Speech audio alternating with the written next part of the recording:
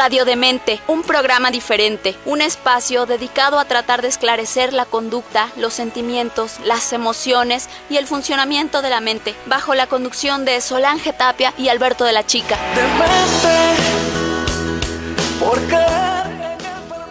Buenas tardes, estamos aquí otra vez en su programa Radio Demente, este espacio que es para ver la conducta humana, hablar acerca de los sentimientos, los pensamientos, las emociones. Y bueno, hoy tengo dos invitados muy especiales.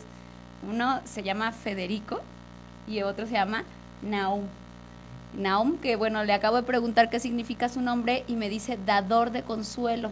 Es un nombre bíblico, a mí me llamó mucho la atención y se me hizo muy bonito porque ¿cuántas personas hemos necesitado consuelo en la vida? Entonces, hoy tenemos un tema muy interesante que es la educación inclusiva. Y bueno, vamos a comenzar ¿con quién quiere comenzar?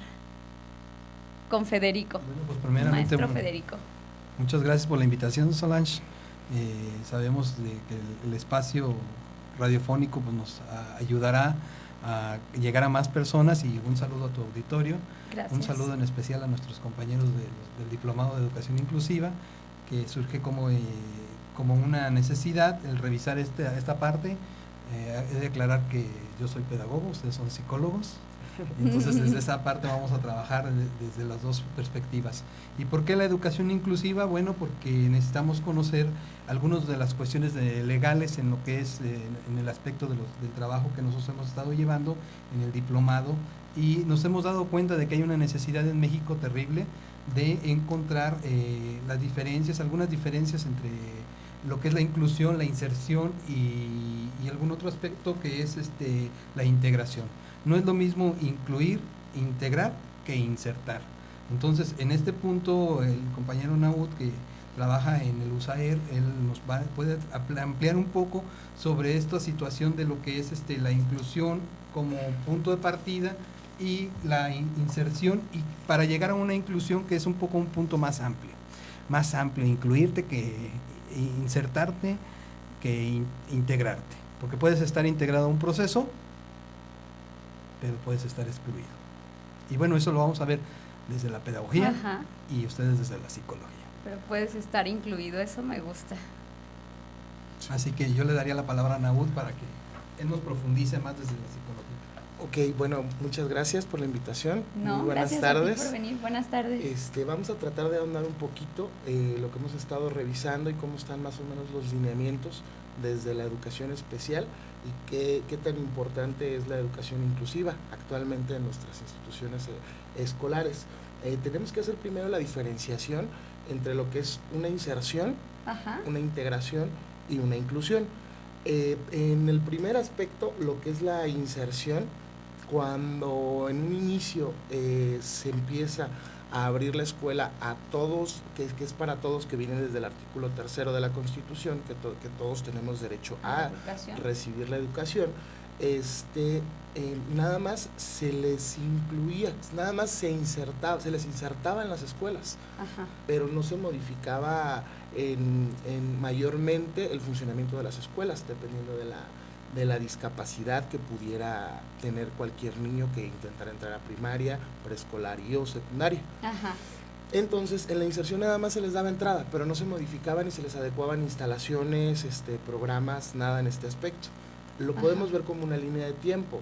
Más adelante, ya cuando se conceptualiza la integración educativa, que es más o menos del 93-94, en donde siguen apoyándose en el artículo 3 de la Constitución, en esta parte de la integración ya promueven que sean atendidos tanto por especialistas, por médicos, y que se adecúen instalaciones para todos los niños con algún tipo de discapacidad. Uh-huh. ¿Sí? Todavía no se integraba el concepto de necesidad educativa especial. Uh-huh. Entonces, aquí se les seguía tratando médicamente únicamente, se les trataba con solo especialistas, ¿sí? En la parte de la integración, donde se hacían los cambios, dejándolos a ellos prioritariamente a las personas con discapacidad, ¿sí? Nada más a los discapacitados se les atendía en esta parte de integración. Entonces, ¿cuál es la evolución que tenemos en educación inclusiva? En la inclusión se acuña el concepto de necesidad educativa especial, Ajá. donde hay algunas discapacidades, como las discapacidades, las deficiencias mentales, Sí. que no necesariamente son tan evidentes y que muchos pueden estar dentro de este rango y pasar desapercibidos. Ahora, en la parte de la inclusión ya se le deja una responsabilidad más a toda la docencia, donde se tienen que preparar y apoyar especialistas en diagnósticos para poder dar una atención inclusiva y darles una atención y educación de calidad a los alumnos con discapacidades o necesidades educativas especiales, que son varias. Más adelante ahondaremos en este tema. La gran diferencia que tenemos ahora con la inclusión es que estamos adecuando tanto los currículos, tanto el currículo del escolar como las instalaciones. ¿Para qué? Para que con sus propios recursos puedan tener una escuela de calidad, una educación que la finalidad principal es hacerlos autosuficientes, aún con su discapacidad. Y eso no lo va a hacer únicamente lo va a hacer el docente, el maestro frente al grupo, pero lo va a hacer obviamente apoyado de un grupo de especialistas, que es precisamente ahí donde entramos la educación especial y el grupo de USAER.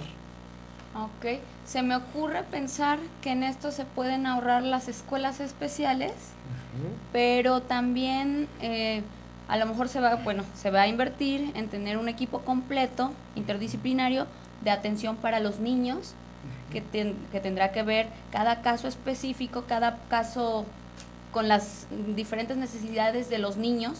Ajá. Incluso aún los que en apariencia no son con capacidades diferentes, serán niños que tengan mayor posibilidad de ser atendidos en otras áreas. Exactamente. Digamos médicamente, psicológicamente, neurológicamente. Aquí influye también un aspecto muy importante que para nosotros como docentes es la adaptación curricular. Y eso es uno de los temas que tendremos que trabajar hoy. Y bueno, hablando del artículo 3, sabemos que ha habido una constitución en esta situación, y vamos a ver en qué tema queda la educación inclusiva. Si queda en el mismo tema del artículo 3 que teníamos antes de estos días que han sido agitados y que bueno, todos lo sabemos, y que no les vamos a llenar más la mente al público con estas situaciones, porque además hay programas que se dedican 100% a esta parte de la política. Claro. Que a nosotros nos interesa más la parte pedagógica, la parte psicológica, la parte social, y que en la educación nos marca desde ciertos parámetros de la OCDE, de la Banco Mundial, de algunos otros organismos, de algunas otras declaraciones en las que México ha participado, como Dakar, Yominet, todo este rollo, donde se hace una educación para todos. ¿Pero qué es para todos? ¿Cómo lo entendemos el para todos? Entonces, hoy estamos viendo que sí, se han hecho rampitas, se han hecho algunas adecuaciones, pero en la parte pedagógica tenemos mucho conflicto, y lo hemos estado discutiendo al interior del curso con los compañeros del diplomado, porque estamos viendo que nosotros como maestros pues hay muchas cosas que no sabíamos que teníamos que hacer y cuándo las teníamos que hacer. Entonces, más que este programa, que aprovechando el espacio que nos brindas, Sol, pues es como también como de denuncia, ¿no? Es como de venir a decir, oye, pues nosotros no sabíamos los docentes que teníamos que adecuar el currículum, y cómo lo vamos a adecuar. Ajá, claro. ¿Sí? Además tenemos que revisar ahora que de acuerdo a la necesidad educativa especial vamos a adecuar el currículum, y no todos van a ser iguales. Aquí no. La bronca se multiplica exponencialmente, porque ahora cada quien tendrá que desarrollar una adaptación curricular diferente, sin soslayar de que nosotros como docentes no vamos a identificar fulano de tal tiene esto, fulano de tal tiene déficit de atención, sino que es un equipo interdisciplinario, transdisciplinario, donde va a actuar. Por eso el día de hoy está un psicólogo, está un pedagogo, mañana quizás podamos invitar a un sociólogo, podamos invitar a la parte de la medicina, ¿no? Yo creo que, no me puedo ni imaginar para una mamá que tiene un hijo hiperactivo, que no le sale de su control. Y ahora imagínense una maestra que tiene 2, 3 casos de niños hiperactivos, otro inquieto, otro que no escucha bien, otro que de repente no ve bien. Entonces, ¿cómo podrá un solo maestro, un solo docente controlar un grupo, digamos, no homogéneo, sino heterogéneo, con diferentes capacidades? Precisamente esa es una gran diferenciación. Mencionabas la interdisciplinariedad del trabajo que tiene que haber. Ahí hay un gran cambio que hace, es una integración educativa, la interdisciplinariedad. Hay un gran cambio en la educación inclusiva, que es la transdisciplinariedad. Ahí es donde cada uno de nosotros, como especialistas que estamos de apoyo al docente, vamos a aportar lo que desde nuestra área sabemos. Por ejemplo, para poder dar un diagnóstico de trastorno de déficit de atención, quien se encarga precisamente pues somos los psicólogos. Claro. Del caso que mencionabas, dentro de la USAER hay terapistas de lenguaje, donde ellas se encargarían precisamente de la atención a estos chicos con problemas de lenguaje. ¿Cuál es nuestro trabajo? El trabajo como USAER es, obviamente tú lo planteas así, dices, es muy complicado para un solo docente. Claro. Dices, ¿cómo le vas a hacer? Así como mamá es complicado con hijos regulares, digamos, sí, comunes. Ajá. Entonces, una mamá que tiene un hijo con a lo mejor déficit de atención e hiperactividad, le cuesta un poco más trabajo con un solo hijo que tenga así. Ahora imagínate un maestro que tiene 20 niños hablando en circunstancias regulares, porque hay profesores que tienen más en un grupo. 40. Entonces, 50. ¿Cómo no puede controlar 20 niños? Además te cambia regulares? Toda la dinámica un niño de estos. Claro, porque a este niño sí le permites y a los demás no. De hecho, esa es la educación inclusiva. Sí hay necesidades educativas especiales, sí hay discapacidades, pero hay que entender, no los vamos nada más a permitir. O sea, los vamos a incluir, pero los vamos a incluir con todos sus derechos, pero también con todas sus obligaciones. Claro. Porque al igual que los demás, o sea, así como los demás tienen derecho, también ellos. También ellos, pero tienen la obligación, y los papás igual. Exactamente, o sea, ahí vamos todo. El trabajo tiene que ser desde el equipo de apoyo que rodeamos al docente, de especialistas, el docente, y los papás es una pieza fundamental en este desarrollo. Sí. Educativamente también. Sin los papás no se hace nada. No podríamos. Educativamente también tenemos que decir que en ese nivel también vamos a ponerle sus propios niveles de cumplimiento a los niños con necesidades educativas especiales. No va de acuerdo a su necesidad educativa especial, le vamos a diseñar su adecuación curricular, y ahí es donde entonces interviene el maestro. Nahuatl tocaba un punto. El maestro es un punto importante porque es el primero que va a detectar después de la familia, ¿sí? Pero es el primero que lo va a detectar socialmente. Entonces, este punto de encuentro entre el maestro y los especialistas es tan importante, y mucho hemos discutido al interior del grupo sobre qué hacer cuando ya tenemos a un niño con ciertas problemáticas. Entonces, al interior del grupo pues nos han comentado muchísimos casos, ¿verdad? Incluso dramatizamos uno, el de Tomás, ¿verdad? El de Tomás. Sí. Estuvo muy padre porque varios pasaron por varios ejemplos, y entonces algunos maestros decían, oye, es que eso que están diciendo ahorita, yo lo tengo en la escuela, pero nunca me había dado cuenta que se llama así, y que además lo tengo que canalizar. Y entonces hay muchas dudas, muchas preguntas. Son muchas las cosas, muchas las cuestiones que los maestros dicen, bueno, yo tengo tantos niños, pero además he hecho esto, y nosotros hemos ido aprendiendo del ensayo y el error. Pero aquí de lo que se trata ahora... ¿Empirismo? El empirismo. Sí. Ahora de lo que se trata es que la legislación nos dice, nos avienta la pelota completamente a la docencia de detectar, junto con los psicólogos, junto con el equipo de los USAER, de los CAMPS, etcétera, de esos centros especiales, de detectar, pero además de incluir, de ser inclusivos. O sea, no de decir, sí, tú porque eres especial te vamos a tratar diferente. No, al revés. Esa es la ventaja especial, pero tiene. Eres igual que los demás. Con equidad. Esa es como la ventaja, ¿no? Del no colgarle la etiqueta al niño con capacidades diferentes para que no se sienta excluido, sino ahí viene el término, ¿no? Quizá de inclusión. Estás igualito que todos, tienen la misma obligación y derechos que todos, ¿no? A lo mejor no las mismas capacidades, pero los mismos derechos y obligaciones como niño y de ser tratado de la misma manera, ¿no? Sí. Adecuando a lo mejor la parte que haya que adecuar a sus capacidades, ¿no? Si no camina o si no escucha bien o si no en sistema braille, o sea, yo no me imagino cómo va a poder funcionar esto, porque tiene esa ventaja de que va a ser un proceso como muy adaptativo para estos niños con la gente, con las personas de su edad regulares, va a ser un buen proceso de adaptación y sin embargo va a ser una desventaja para el maestro, o creo yo que puede ser demasiado trabajo si está el docente solo tratando de adaptar currículo para cada alumno. No sería para cada alumno, sería de repente 2, 3 diagnosticando nada más. De hecho, esa es la importancia de la parte del informe, toda la evaluación psicopedagógica. ¿Por qué? Porque ahí nos sentamos cada una de las áreas, que es trabajo social, que es docencia, que es psicología, todas de audición y lenguaje, y entonces se determina en un proceso a quienes sí es necesario adaptarse al currículo y a quienes no, dependiendo de su discapacidad. También tiene mucho que ver la severidad de su discapacidad. Claro.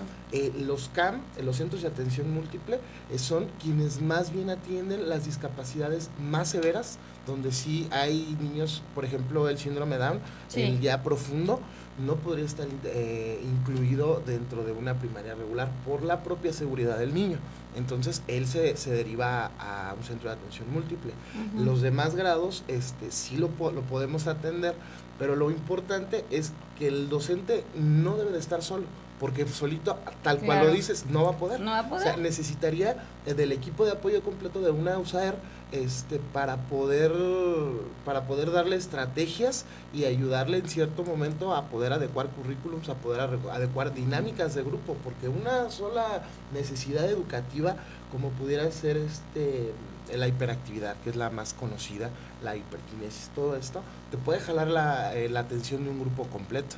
Entonces ahí sí necesita un respaldo, no lo puede hacer solo, por eso necesitan las primarias gestionar toda esta parte de educación especial. Las primarias gestionan y se les deja un equipo interdisciplinario para todo el año, o como los USAERs funcionan, porque incluso yo tengo mis dudas. Yo nunca he trabajado en un USAER, entonces yo tengo duda cómo es que funciona el USAER y creo que mucha gente también no lo sabe. Y yo creo que también el docente que nos está escuchando ahorita tiene esa duda. ¿Y qué hago? ¿Y qué hace para un USAER, no? Para solicitar USAER. ¿Qué es USAER y cómo trabajan los USAERs? Ok, la USAER son siglas, es Unidad de Servicios de Apoyo a Escuela Regular, a la Educación Regular. Esas son las siglas de la USAER. Las USAER son centros de trabajo, son unidades administrativas paralelas a la primaria, pero al mismo tiempo estamos integradas en la dinámica de las escuelas primarias, ¿sí? Contamos con un director, con un supervisor igual, al cual de primarias, contamos con docentes de educación, que tienen que ver con educación, que es psicología educativa, quien se encargaría de estos procesos, de todo lo que es pedagógico, problemas de audición y lenguaje, que son las terapistas de lenguaje o maestros de comunicación, dependiendo de en dónde se encuentran, que esa es la USAER. Hay trabajadores sociales, hay USAER que cuentan con médicos para ayudar en la parte diagnóstica en su área, y psicólogos clínicos, que somos los psicólogos que nos integramos con ellos. Con USAER. ¿Cómo funciona? Todo lo hacemos mediante procesos. Nuestro objetivo es lograr evaluaciones psicopedagógicas con los alumnos que se nos detecta en primera instancia el maestro de aula regular y nos lo canaliza. Hay un maestro de educación especial, que es el psicólogo educativo, o maestro en educación especial, que ya están egresando como tal de la licenciatura. Este maestro está de permanente, está constante de lunes a viernes, todo el ciclo escolar en la misma primaria. Todo el equipo de apoyo, entiéndase médico, psicólogo, trabajo social, audición y lenguaje, somos itinerantes, atendemos a 5 docentes, a 5 primarias diferentes, y estamos un día en cada primaria. Un día para una primaria completa yo creo que es insuficiente. Sí. Desde mi punto de vista humilde. También que es vamos a poner una cancioncita porque me parece que se quedó un poco trabado. ¿Sí? No sé si ya se destrabó. ¿Ya? Ah, ok. Si estamos trabados, así estamos también. Así estamos también nosotros. Sí. Bueno, vamos a una canción y seguimos. Estamos hablando de lo que es la educación inclusiva para las personas que nos están viendo. Estamos también comentando lo que son los USAERs, cómo funcionan y bueno, que el equipo interdisciplinario que compone los USAERs. Muy, muy importante, muy interesante para quien nos está escuchando, que trabaja como docente, o para las mamás que tienen hijos con alguna capacidad diferente o que tienen dudas si sus hijos, bueno, están bien o no. Síganos viendo y síganos escuchando aquí en Radio Tele. Vamos a una pequeña cancioncita. Continuamos con ustedes. No le cambie. No le cambie.